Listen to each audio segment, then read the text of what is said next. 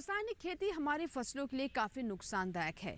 इससे मिट्टी की सेहत भी प्रभावित होती है। साथ ही ये खेती मानव स्वास्थ्य के लिए बहुत घातक है।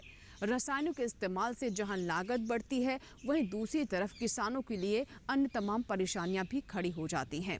अब किसानों को जागरूक किया जा रहा है, बताया जा रहा है कि क्यों वो रासायनिक खेती को ना अपनाएं और साथ ही अपना रुख प्राकृतिक खेती या फिर कहें जीरो बजट खेती की ओर करें।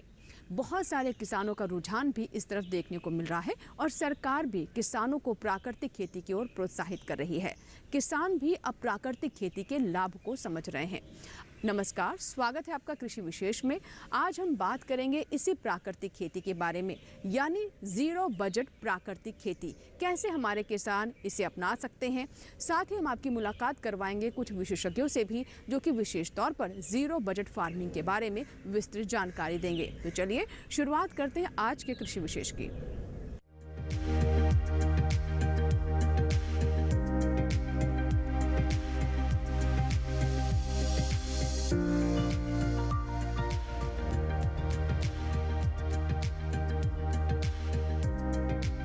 प्राकृतिक खेती को जीरो बजट फार्मिंग भी कहते हैं, जिससे किसान कम लागत में अच्छी आमदनी कमा सकते हैं। प्राकृतिक खेती की खासियत ये है कि ये देसी गाय पर आधारित कृषि पद्धति है, जो मुख्य रूप से मिट्टी के स्वास्थ्य पर जोर देती है।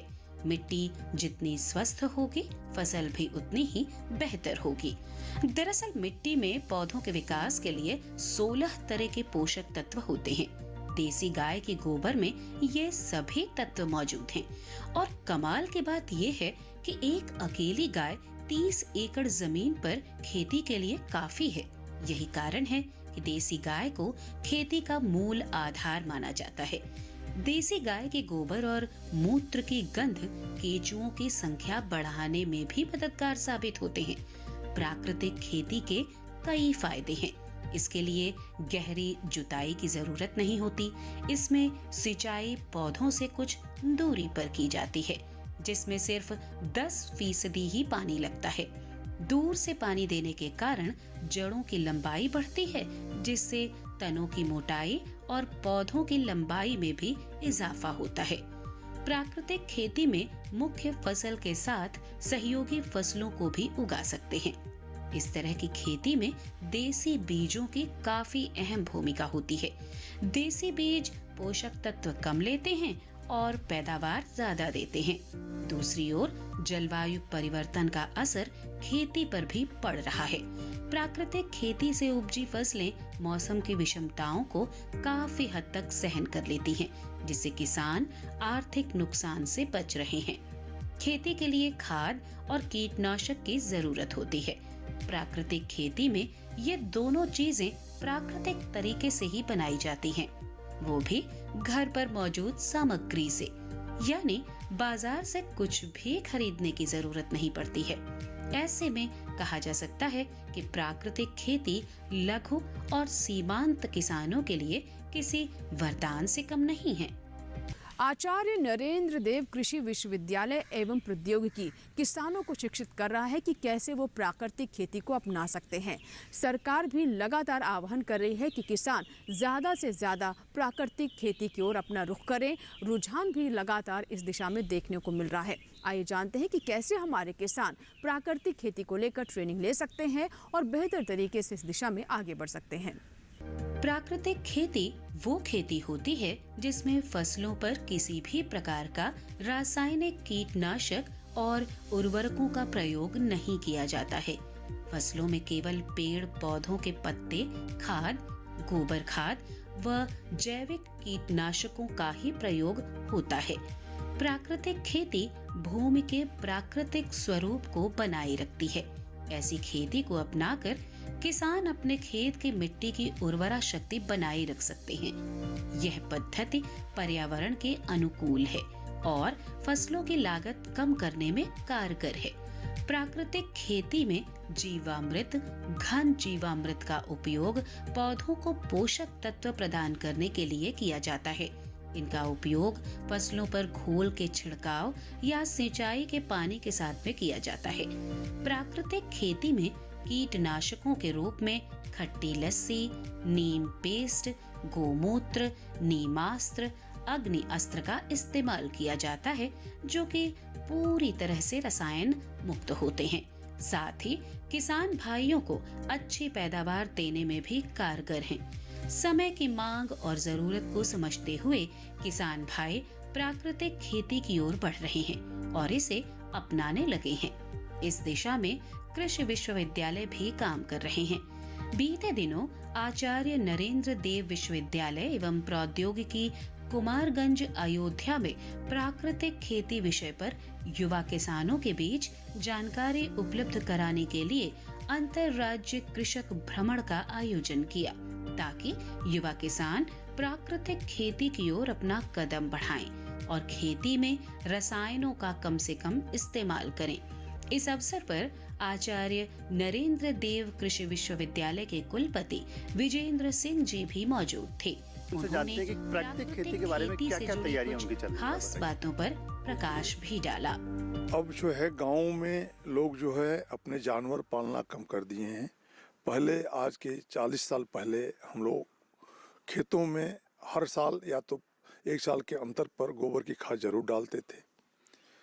इसी समस्या के समाधान के लिए भारत सरकार और उत्तर प्रदेश सरकार दोनों ही अब जैविक खेती के साथ साथ प्राकृतिक खेती पर भी बढ़ावा दे रही है।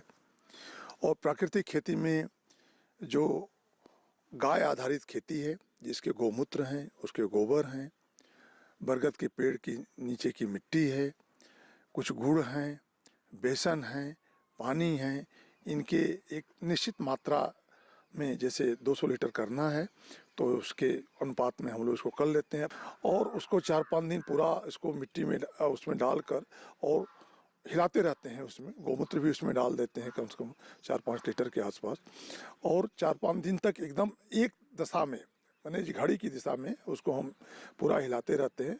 टैंक भी हमारे पास है और उस टैंक में करके 4-5 दिन में काफ़ी उसमें फर्मेंट होकर और हम ये भी अपने विश्वविद्यालय में देख रहे हैं कि उसमें जो जीव हैं, माइक्रो ऑर्गेनिज्म है जिसे हम कहते हैं, सूक्ष्म जीव हैं, वो किस तरीके से स्टीयरिंग करने पे, हिलाने पर कितनी उसमें बढ़ोतरी हो रही है।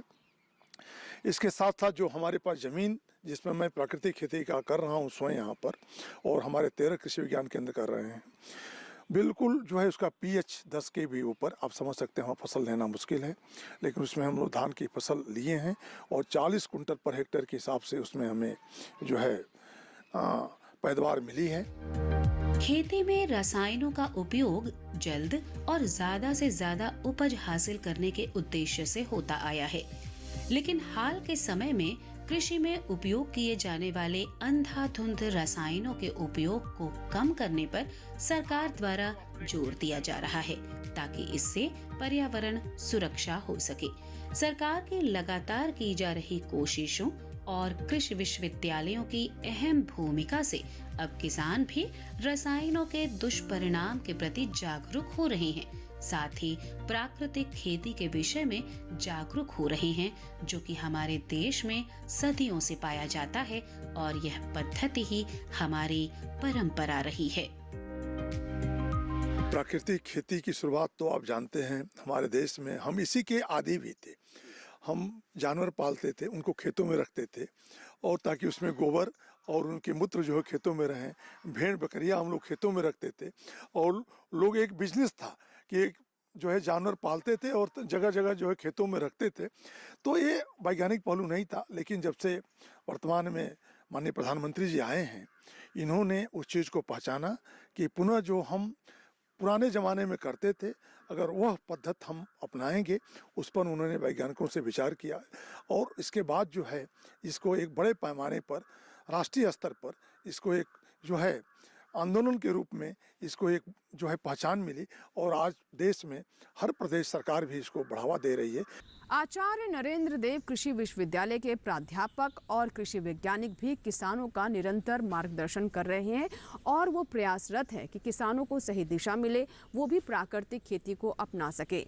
कृषि के क्षेत्र में प्रगति अगर हमें हासिल करना है तो ऐसे में कृषि विश्वविद्यालय और साथ ही वैज्ञानिकों की भूमिका को नकारा नहीं जा सकता है। उनकी भूमिका काफ़ी महत्वपूर्ण है, जिससे हमारे किसानों को सही राह मिलती है। आइए जानते हैं कि किस प्रकार के प्रयास निरंतर किए जा रहे हैं।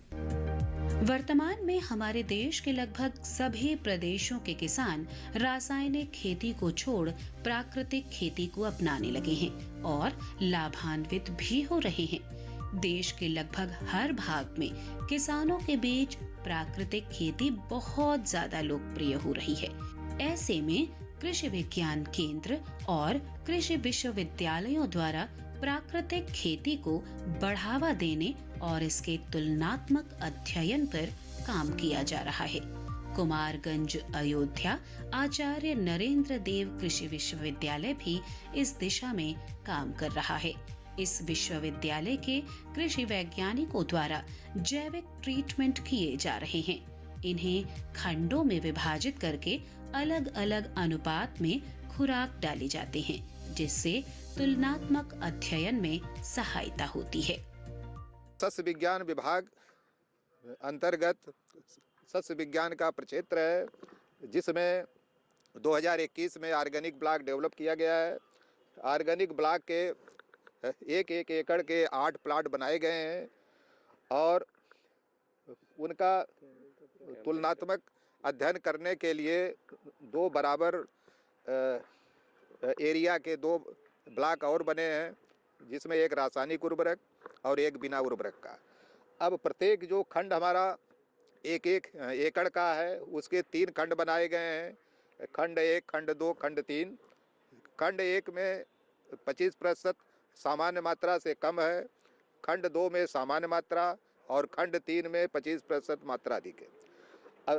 अब हम इसमें जो ऑर्गेनिक कंपोनेंट लिए गए हैं उसके अंतर्गत प्रेस मड है और बर्मी कंपोस्ट केचुए की खाद है और गोबर की खाद है, नाडेप कंपोस्ट है, मुर्गी की खाद है, नीम की खली है, शहर की खाद है, सीवेज एंड स्लज। और उनका कंपैरेटिव अध्ययन करने के लिए हम नेचुरल फार्मिंग जिसमें जीवामृत लिए हैं उसमें भी 3 खंड बनाए हैं, और खंड 1, खंड 2, खंड 3। और प्रत्येक में खंड 1 25% सामान्य से कम मात्रा, खंड 2 नॉर्मल मात्रा, सामान्य मात्रा जो संस्तुत होती है, और खंड 3 जो है हमारा जिसमें कंपैरेटिव अध्ययन करने के लिए, तुलनात्मक अध्ययन करने के लिए हम उसमें 25% मात्रा बढ़ा दी है।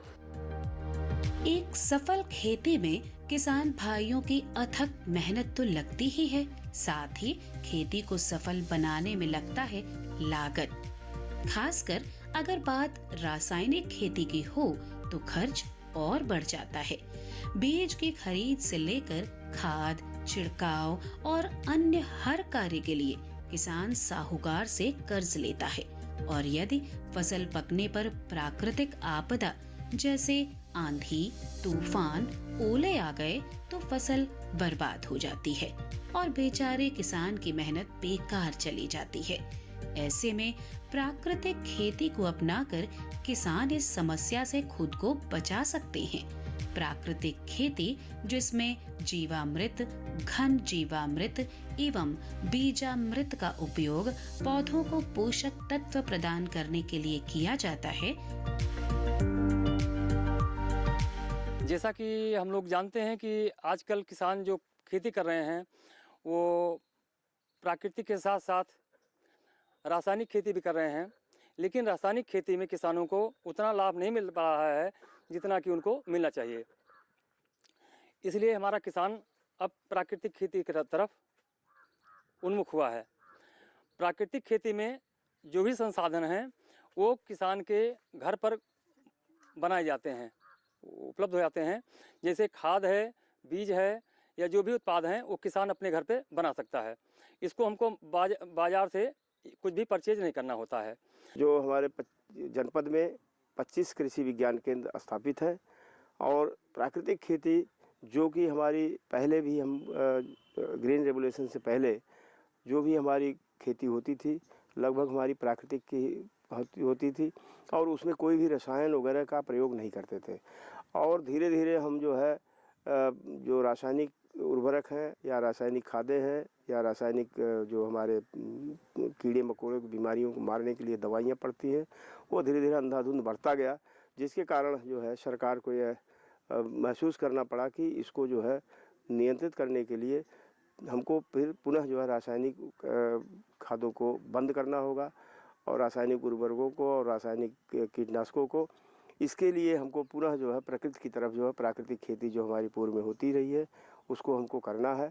और सबसे बड़ी बात है कि जो हमारा फसल उत्पादन करते हैं उसमें 17 पोषक तत्वों की आवश्यकता होती है और ख़ास तौर से उसमें हमारे 3 मुख्य तत्व जो है उन्हीं की जो है सबसे ज़्यादा ज़रूरत पड़ती है, जिनको रासायनिक रूप में हमारे किसान भाई डालते हैं। लेकिन यह महसूस किया गया कि अगर हमारे जो 3 के अलावा जो हमारे पोषक तत्व हैं उनको अगर हम प्राकृतिक रूप से हमारा प्रबंध हो जाता था तो इनको भी कैसे हम कर सकते हैं।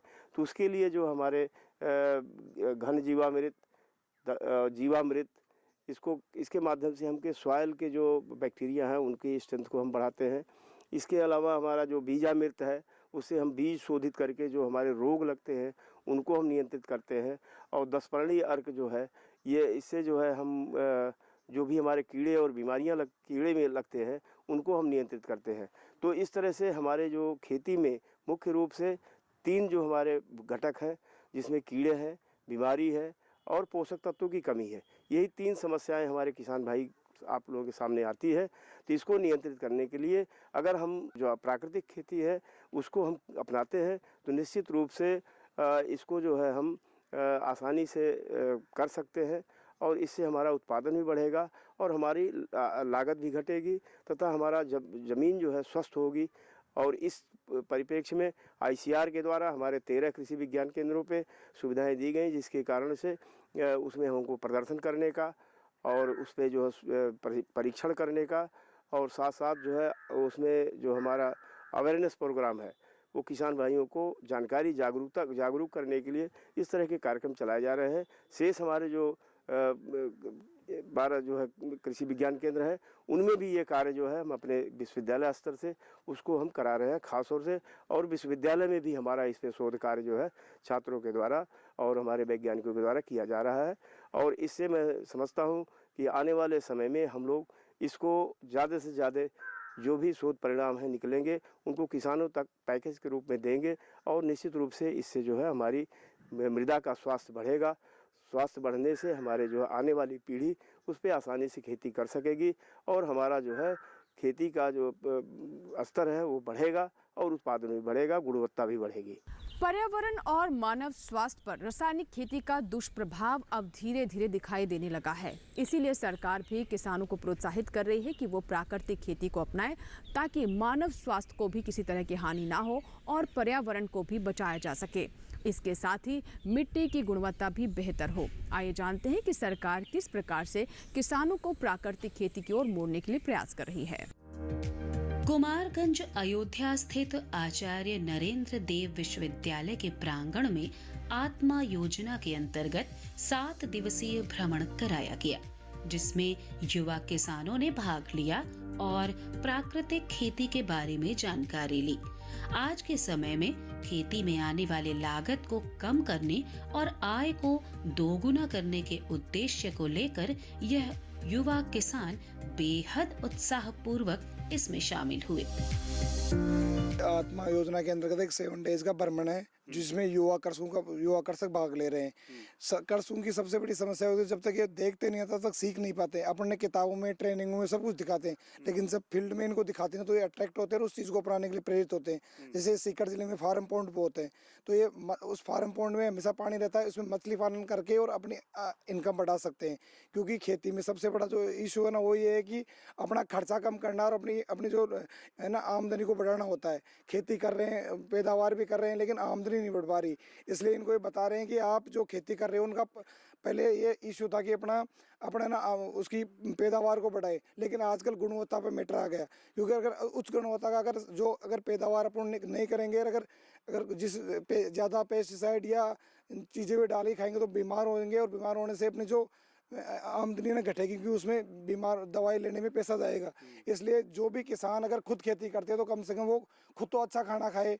क्योंकि जो आदमी सिटी में रहता है, बाहर रहता है, अगर वो अच्छा एग्रीकल्चर उत्पाद पैदा नहीं कर सकता, तो उसे मार्केट जो मिलेगा वो खाना पड़ेगा।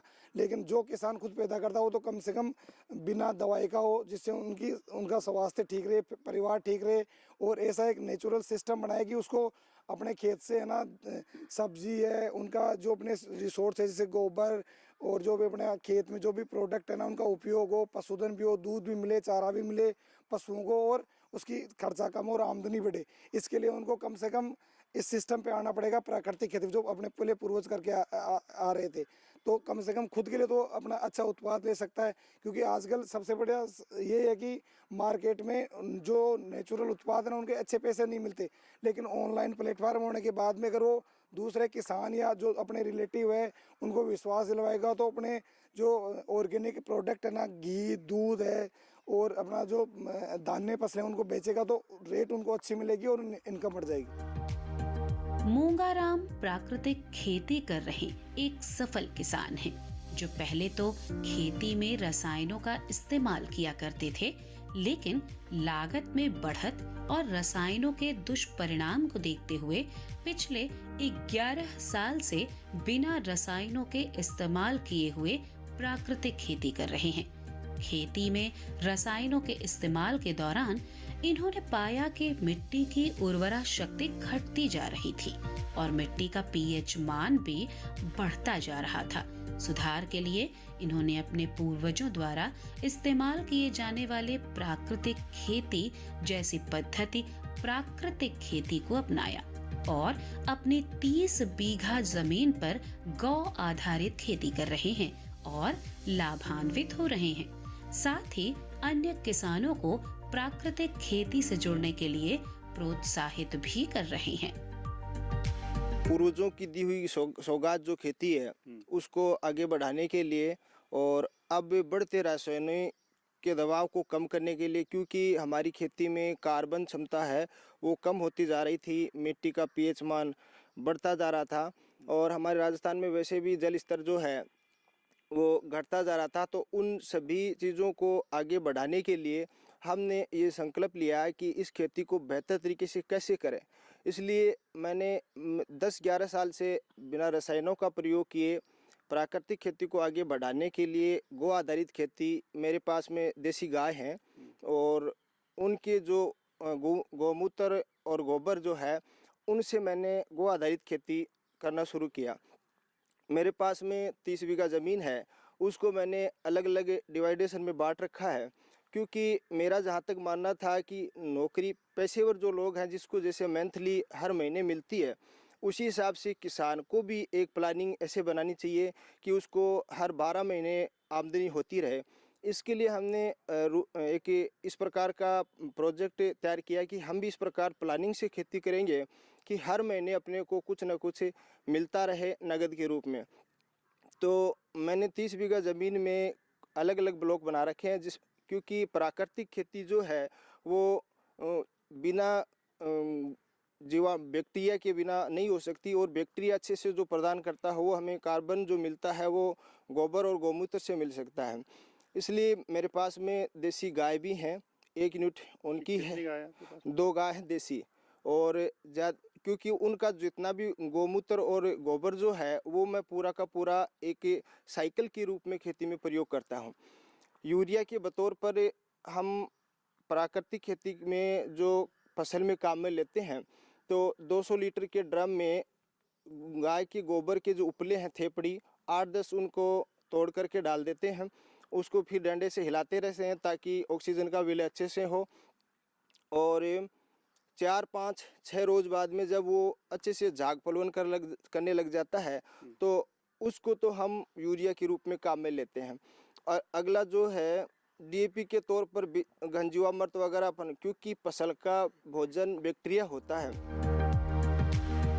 रासायनिक कीटनाशकों का इस्तेमाल किसान भाई वर्षों से अपने खेत में करते आए हैं, जिसका सीधा असर मिट्टी की उर्वरा शक्ति पर पड़ता है।